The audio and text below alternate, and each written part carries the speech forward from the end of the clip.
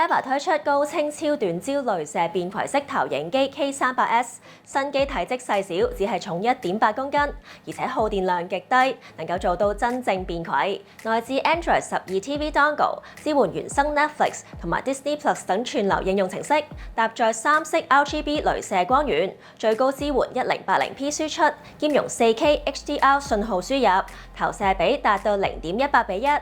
輸出達1000 ASNI 流明，覆蓋150% NTSC 色域，配備 Nova Glow 畫質技術加持。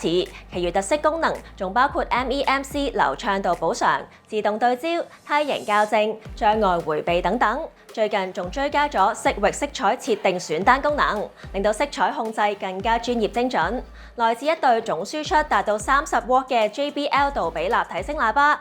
K38S 嘅官方定價係港幣8999，並以推廣優惠價發售。我哋嘅編輯亦都為 K38S 撰寫緊圖文評測。想了解更多嘅話，就要留意住新聞中心嘅更新啦。